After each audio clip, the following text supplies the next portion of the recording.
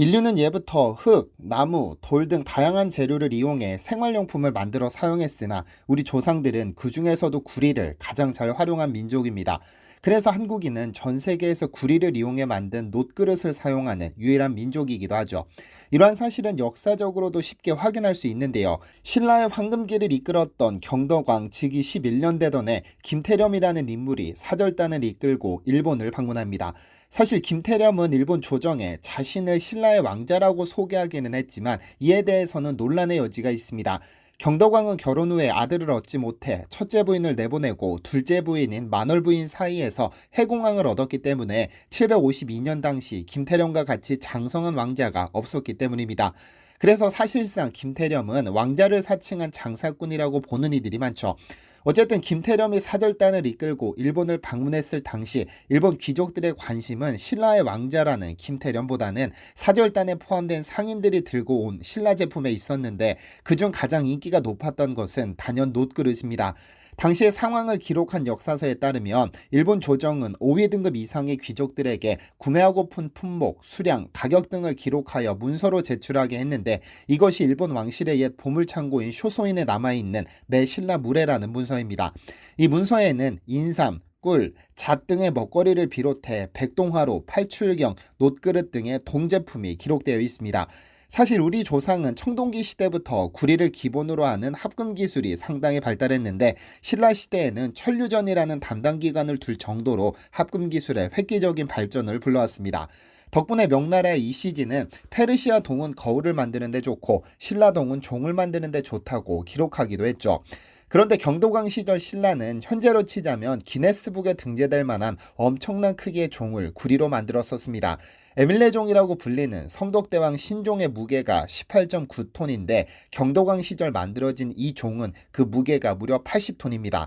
현대자동차의 제네시스 GV80 한 대가 약 2톤이니 40대에 해당하는 무게의 구리종을 약 1200년 전에 만들었는데 이렇게 거대한 종이 지도새도 모르게 사라졌습니다. 이렇게 거대한 크기라면 분명 최선을 다해 지켜냈을 법도 한데 하늘 위로 솟았는지 땅속으로 꺼졌는지 그 흔적조차 찾을 수 없습니다.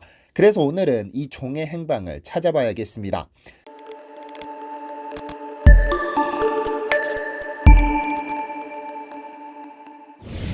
안녕하세요. 디스멘터리입니다. 지난 2021년 6월 서울 종로구 인사동 탑골공원 옆 공터에서는 조선 전기에 만들어진 것으로 추정되는 한글 금속 활자 1600여 점이 쏟아졌습니다. 서울 공평구역 제15, 16지구 도시환경 정비사업 부지를 개발하기에 앞서 문화재가 매장되었는지를 확인하는 차원에서 지표조사가 실시된 것인데 조선 전기에 제작된 것으로 보이는 한글 금속 활자가 발견된 겁니다. 그런데 그 한글 금속 활자와 더불어 동종, 즉 구리로 만들어진 작은 종도 하나 발견됐습니다. 동종 표면에는 가정 14년 을미 4월일이라 쓰여 있어 이 종이 명종시대인 1535년 4월에 제작됐음을 확인할 수 있었는데요. 이로써 알 수 있는 사실은 조선시대 우리 조상들은 구리라는 금속을 다룰 줄 알았고 그것도 최고 난이도로 꼽히는 종을 만들 만큼 발전되어 있었다는 것을 의미합니다. 그런데 이 부지 바로 옆에는 탑골공원이 자리하고 있는데 탑골공원은 우리 조상들이 얼마나 구리를 잘 사용했는지 보여주는 역사적인 장소입니다. 지금의 탑골공원 자리에는 고려시대 흥복사라 불리던 절이 있었습니다. 그러나 태종의 유교를 숭상하고 불교를 배척하는 숭유 억불 정책으로 세종대왕 6년 흥복사를 폐사시켰습니다만 그로부터 40년 뒤 세조가 민생 안정을 기원하기 위해 흥복사 예터를 넓히고 그곳에 다시 큰 절을 지으면서 원각사라 이름 붙였습니다. 1368년 세조는 전국의 구리를 끌어모아 5만 근의 거대한 동종을 제작해 걸도록 했습니다. 다만 원각사를 탐탁치 않게 생각했던 연산군이 이절에 연방원이라는 기생방으로 만들어 기생들과 함께 잔치를 벌이면서 사찰의 기능을 잃고 다시 폐사되는데요. 그럼 그 5만 근짜리 동종은 어디로 갔을까요? 연산군이 폐사시킨 원각사의 동종은 이후 남대문과 명동성당 근처에 걸렸다가 1619년 광해군 때 종각에 걸린 후 약 370년간 하루 61번씩 타종됐었습니다. 하지만 1979년 종에 금이 생기고 소리가 탁해지자 1년에 딱 한 번 12월 31일 제야의 종만 타종하는 방식으로 사용되다 결국 국립박물관으로 옮겨져 보물 제2호로 지정됐으나 소리 없는 종 신사가 되어버렸죠. 현재 종각에 걸린 종은 1985년 국민의 성금을 모아 에밀레 종을 본떠 만든 종입니다. 높이 3.18m, 입지름 2.28m, 무게 20톤짜리 구리로 만든 종을 조선시대에 제작해 만들었다는 점으로 본다면 우리 조상들이 얼마나 구리를 활발하게 그리고 자유롭게 사용했는지 알 수 있는데요. 그런데 지금의 경주에는 원각사 동종보다 4배 이상 컸던 80톤짜리 초대형 동종이 있었다는 사실을 아시나요? 그리고 그 80톤짜리 종이 흔적도 없이 사라져버렸는데 그 범인으로 칭기스칸이 거론되고 있다는 사실도 아시나요? 지금은 사라졌으나 통일신라 시대 경주에는 거대한 랜드마크가 하나 있었습니다. 553년 진흥왕이 궁궐을 지으려던 터에 누런 용이 나타나자 이곳에 절을 세우기로 하고 17년에 걸친 대공사 끝에 황룡사가 완성됐죠. 현재 경주시 구항동에 그 터가 남아있는데 구항동이라는 명칭도 황자가 들어간 절 9개가 있었다 하여 붙여진 것으로 추정하고 있습니다. 사실 신라시대에는 왕과 귀족이 궁궐을 짓거나 절을 세우는 방식으로 자신들의 권위를 나타내는 방편으로 삼았는데 진흥왕 역시 황룡사를 세워 자신의 권위를 세우고자 했습니다.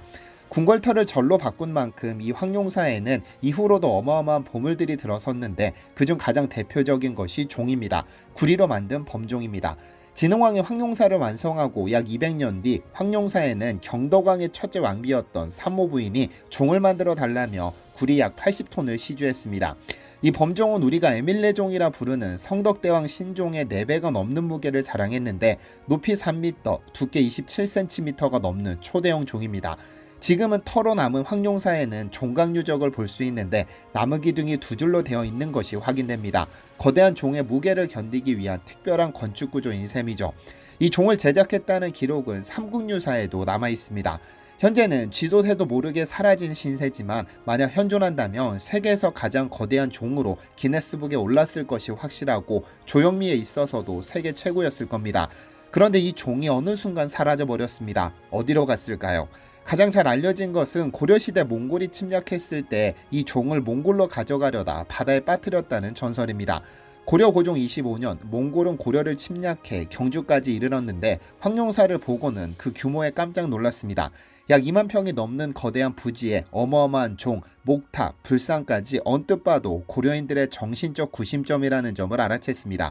그리고는 황룡사에 불을 질러 모든 걸 불태워 없앴습니다. 그러나 거대한 종이 남았는데 몽골군은 이를 원나라로 가져갈 계획을 세웠습니다. 말에 태워 이동하는 것은 불가능해 이를 뗏목에 싣고 강에 띄워 바다로 운반하는 방법을 썼는데 바닷가에 거의 도착했을 즈음 그만 종을 물에 빠뜨리고 맙니다. 이 종은 물살에 실려 동해바다 어딘가로 가라앉아 버렸죠. 경주에는 토암산에서 발원해 동쪽으로 흐르는 대종천이라는 천이 있는데 대종천 인근 마을에는 비바람이 몰아치는 날이면 물에서 웅웅 종이 우는 소리가 들린다는 전설이 있습니다. 몽골군이 동해바다로 가져가다 물에 빠뜨린 하천이라 하여 천의 이름에 큰 종이 들어갔습니다. 몽골군에 의해 불타 없어진 황룡사터는 1971년 경주관광종합개발계획에 따라 1983년까지 8차년도 사업을 진행해 발굴했습니다. 그런데 기록상으로 남아있는 종은 실제로 동해바다에 가라앉기라도 한 것인지 행방이 묘연했죠. 이에 1982년부터 수차례에 걸쳐 황룡사 종을 찾기 위해 잠수부들이 동해바다를 찾아 헤맸으나 모두 허사였습니다.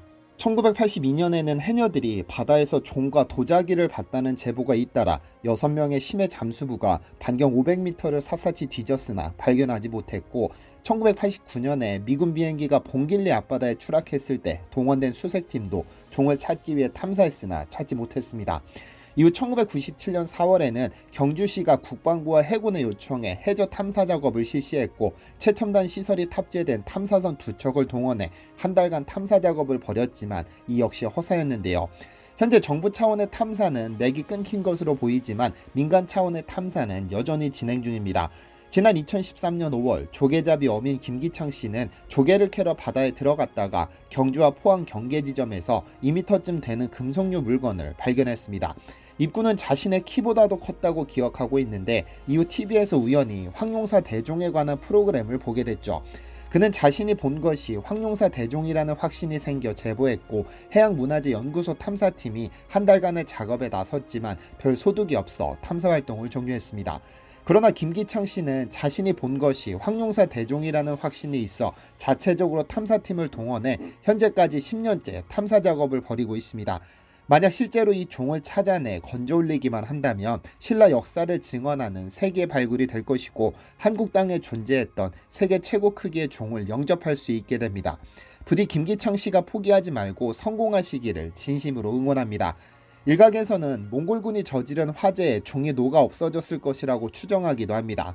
왜냐면 종은 생각보다 잘 녹는데 2005년 산불로 녹아내린 보물 497호 낙산사 동종이 그 증거라고 하죠. 하지만 만약 녹아내렸다면 그 성분은 그 아래 땅속으로 스며들었을 것인데 아직까지 황룡사터에서 금속 함량을 측정했다는 뉴스를 접하지 못했습니다. 혹 이 영상을 계기로 그러한 측정이 이루어진다면 80톤짜리 종의 행방이 확실해지지 않을까 생각해 봅니다. 지난 영상에서 저는 황룡사라는 절에 있었던 목탑과 황룡사 터를 중심으로 자세히 살펴봤습니다만 일부러 누락시킨 보물이 하나 있었습니다. 신라시대 삼보 중 하나로 꼽히는 금동장육상, 즉 불상입니다. 지금로부터 1500년 전 5m 높이의 초대형 불상을 어떻게 제작했는지 그리고 그 거대한 불상이 어디로 사라져버렸는지 행방을 찾아보도록 하겠습니다. 시청해주셔서 감사합니다. 디시멘터리에서는 여러분의 제보를 기다립니다. 제 채널에서 다뤘으면 좋겠는 뉴스 또는 널리 알려졌으면 하는 영상은 디시멘터리 네이버닷컴으로 보내주시면 소중히 제작하겠습니다. 시청해주셔서 감사합니다.